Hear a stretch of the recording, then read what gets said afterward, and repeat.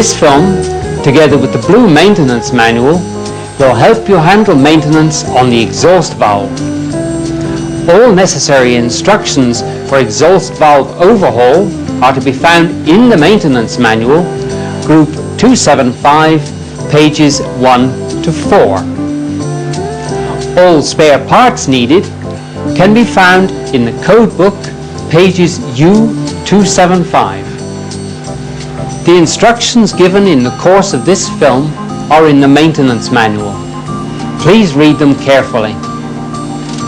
Use the tools recommended, especially when grinding the valve, seat and spindle. When assembling, make sure that everything is perfectly clean. Don't forget that the reliability and life expectancy of the exhaust valve is dependent on proper maintenance. Here you see the tools needed for a valve overhaul. They are standard tools supplied with the engine. It is advisable to have these spares ready before the overhaul. The parts marked yellow are to be made ready for every overhaul. The red ones are needed only if the valve seat has to be changed.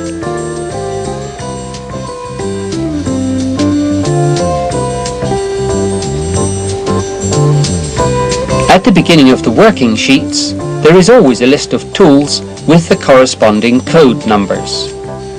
From these numbers you can find the appropriate tool at the end of the maintenance manual, group 940. The valve protection must always be used for storing and moving the exhaust valve.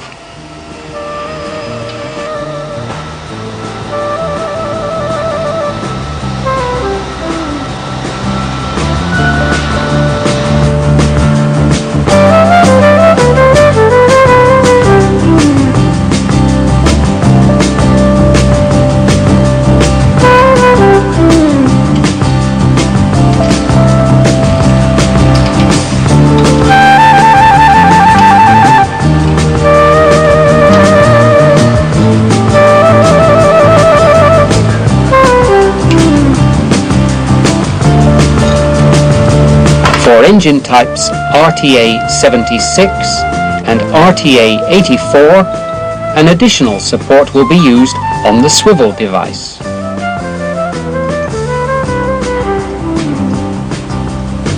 This swivel device makes valve overhauls much easier.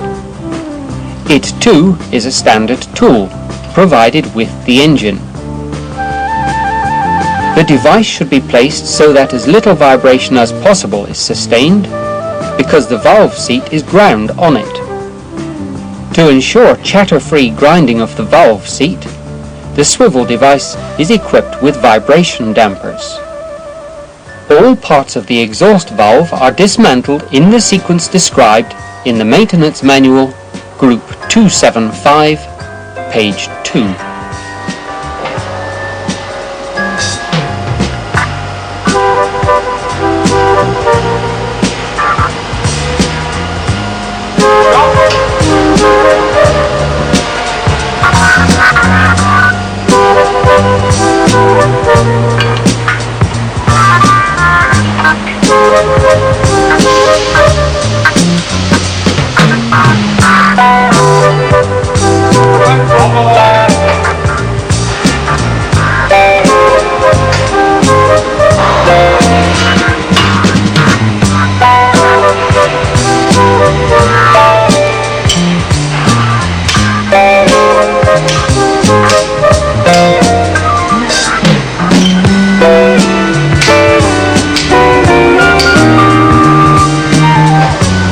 The housing head is lifted off completely.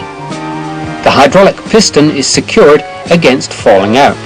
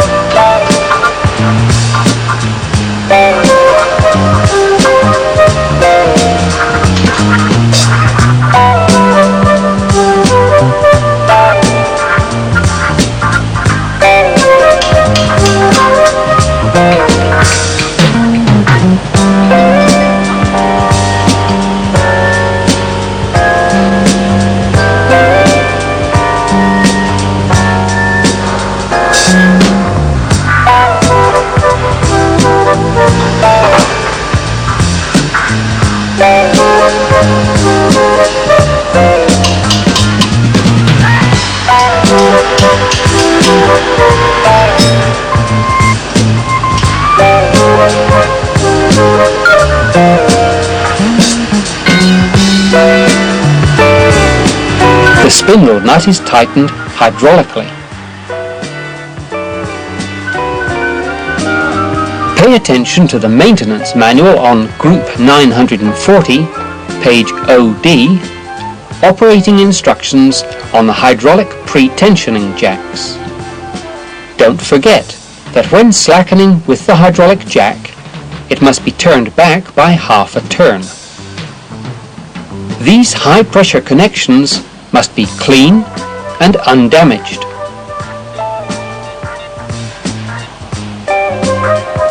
Keep the vent screw open until oil emerges without bubbles.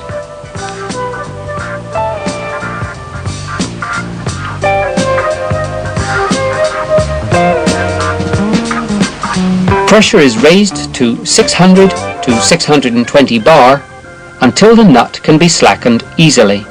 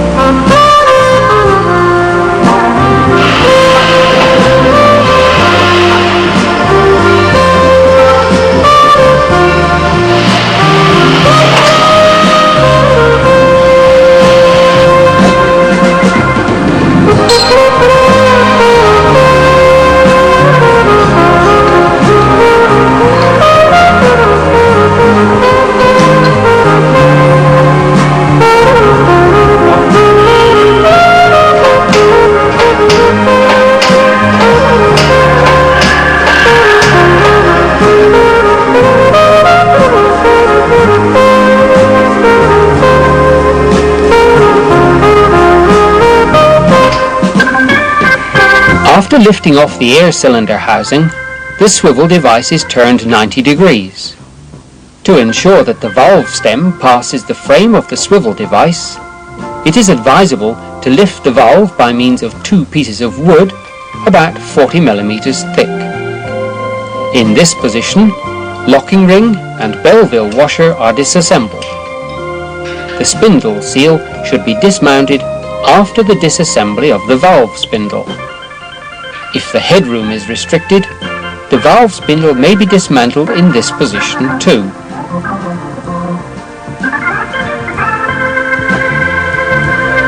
The swivel device is turned 90 degrees so that the valve disc points up.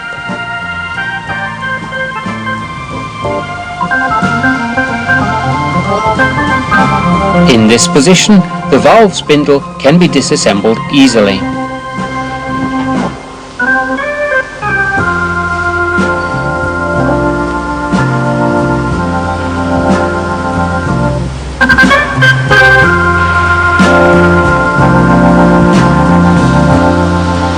In this position, the guide bush can be easily freed from possible residues such as lacquer, enabling effortless fitting of the pilot.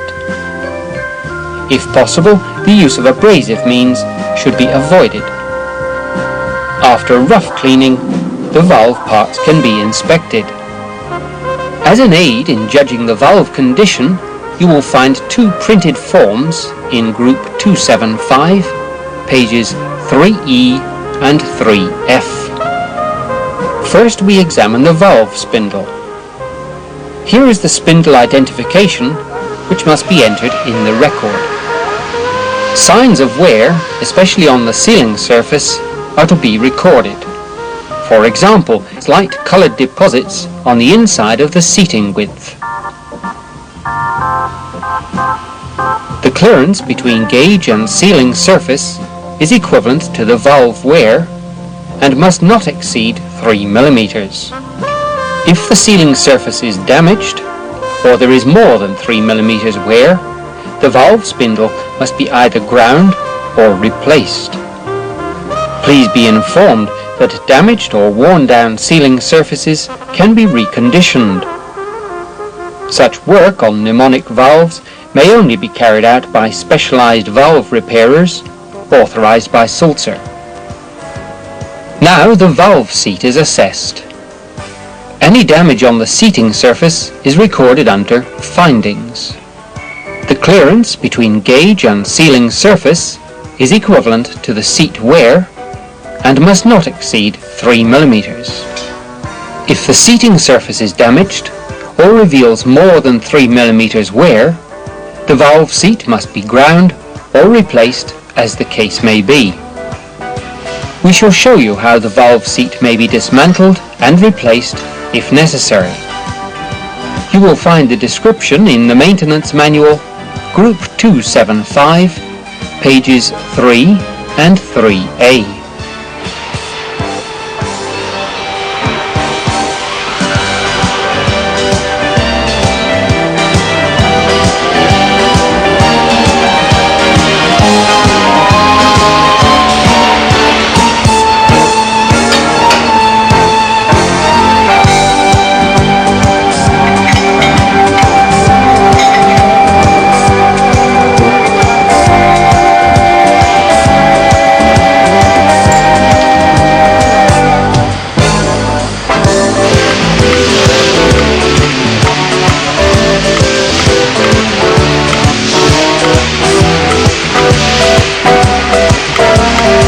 This jack too must be vented until oil emerges without bubbles.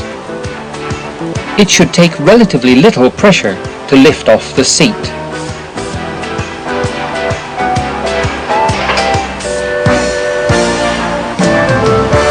This ring does not have to be removed. It is used again as a fitting tool. The bore and valve seat contact surface must be cleaned thoroughly and no damage may be revealed. A clean anti-seize compound must be used as lubricant. Always use a new original O-ring, coating it with the same lubricant. When pressing in a new valve seat, make sure that the O-ring does not drop out of its groove. The seat must be pressed in by hand as far as possible.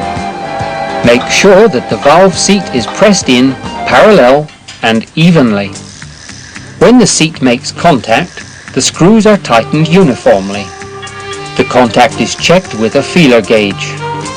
The valve seat must touch without clearance. The pressing in device must not be removed. It is needed for the subsequent grinding operation in the tensioned state. The grinding pilot is centered on these two cones. Consequently, the ends of the valve guide bush must be clean and undamaged.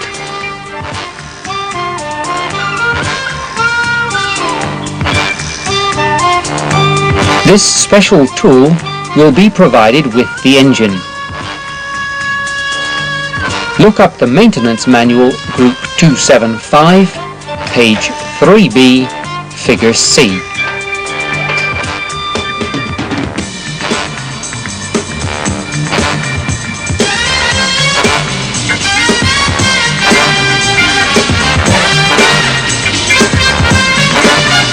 Make sure that this nut is well tightened to ensure good centering. The spring-loaded bolts of this additional pilot support must be fixed carefully without applying any radial or tangential forces to ensure proper centering and stability. Valve seats may be ground only with a suitable machine like this Hunger type.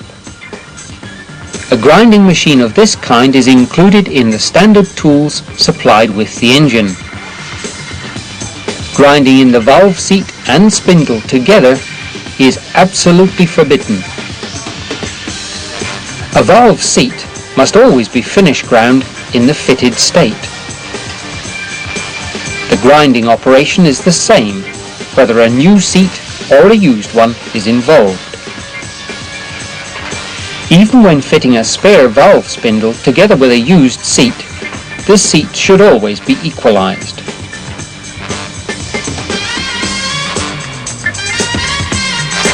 Turn the hand wheel clockwise for rough height adjustment as far as possible.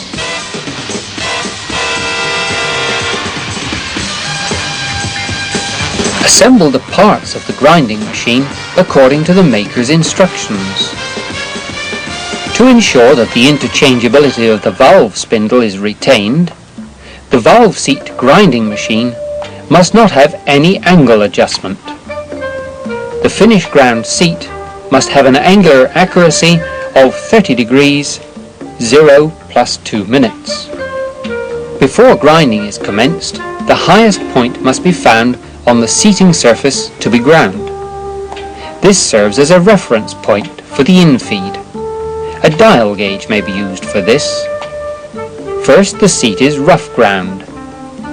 We have obtained good results with the Hunger grinding machine shown here using the following adjustments.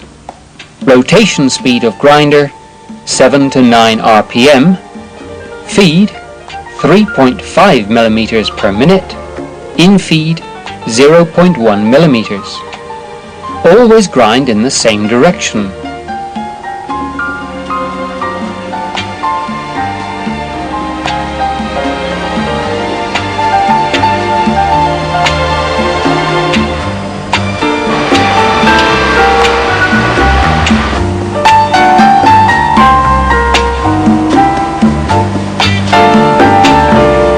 We recommend grinding from the inside out.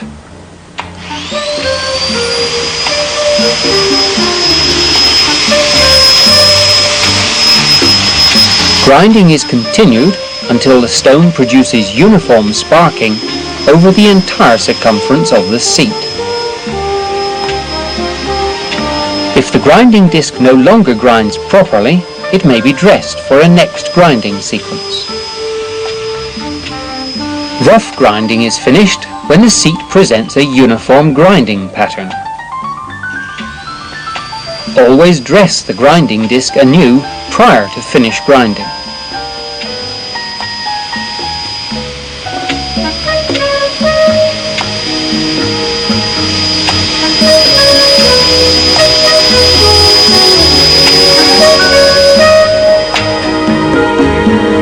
After dressing the grinding disc, the new reference height must be found as starting point for the finish grinding infeed. For fine grinding, finishing, we have obtained good results with the following adjustments on this Hunger grinding machine. Rotation speed of grinder 3 to 5 RPM, feed 1 millimeter per minute, infeed 0.03 millimeters. The infeed must be at least 0.025 millimeters, otherwise chatter marks may appear. When the seat displays a uniformly fine and chatter-free grinding finish, the grinding operation is concluded. Make sure that no grindings or other residues are left in the valve cage. Special attention must be given to the valve spindle guide.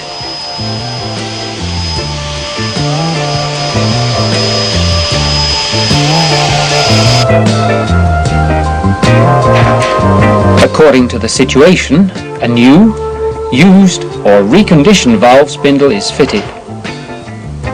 A little bluing ink is applied to the spindle to check its contact. Owing to the risk of seizure, the spindle must only be lowered to the seat to obtain a bluing print.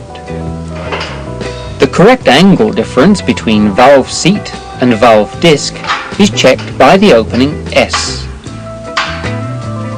In your maintenance manual group 275, page 3D, you will find a table showing the appropriate S dimension for your engine type. The bluing check must show the valve making contact at its entire circumference, but only on the inside. After the wear of the valve seat has been measured with the gauge and been noted on the respective form, the exhaust valve is now reassembled in the reverse order. Only lubricating oil is used as lubricant.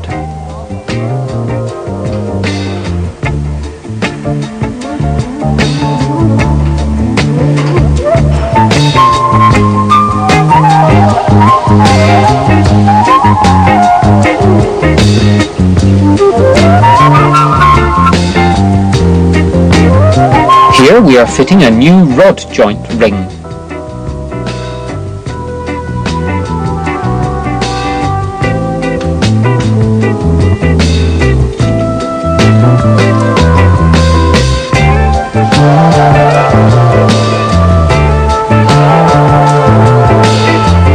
This is how the valve spindle is pushed into the stop. Take care that no wooden residues remain between valve and spindle seat. On the air cylinder housing, we are also fitting a new piston joint ring. If you cannot fit the seal ring because it is too hard, it may be softened in hot water, around 95 degrees centigrade, for about 20 minutes. Use only locking plates in perfect condition.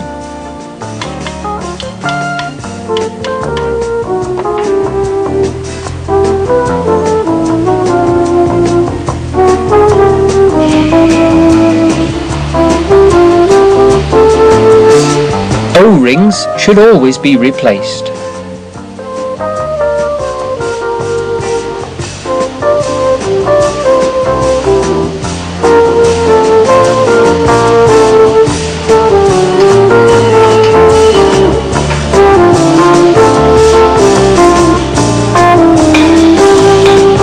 Make sure that the air cylinder is driven down evenly.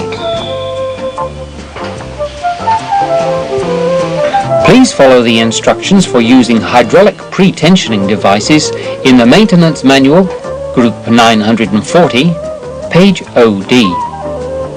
After venting the jack, the pressure can be raised to 600 bar and the nut tightened by means of a Tommy bar. Check with the feeler gauge that the nut is making proper contact before lowering the pressure. All tightening values are to be obtained from the maintenance manual, group 013, page 1 and 2.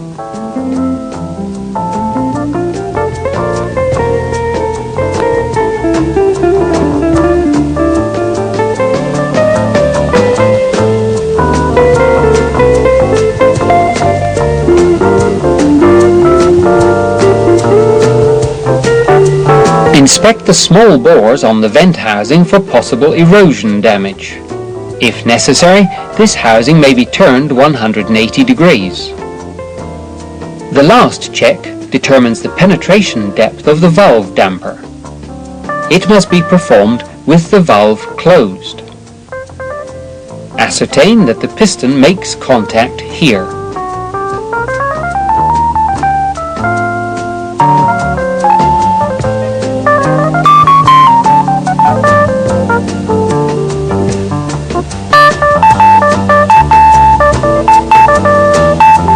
The position of the hydraulic piston has been altered by grinding. Consequently, the new shim ring thickness must be determined. In the maintenance manual, group 275, page 2C, you will find the procedure to determine the shim ring thickness for your engine. The dimension H is determined with the depth gauge, then the shim ring thickness H is calculated. Make sure that the shim rings are undamaged, since they provide upper sealing at the same time. The exhaust valve is now completely overhauled and ready for fitting. Don't forget to use a new soft iron seal when fitting the valve in the cylinder cover.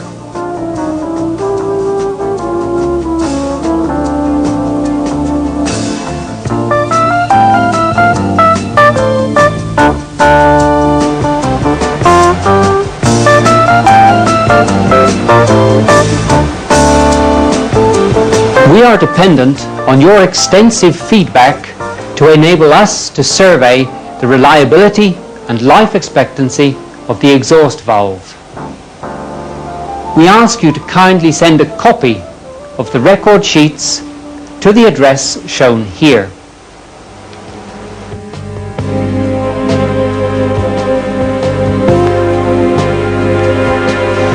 If you have any questions about any aspect of this film, or indeed about anything to do with the operation and maintenance of sulzer engines, please call your nearest sulzer representative.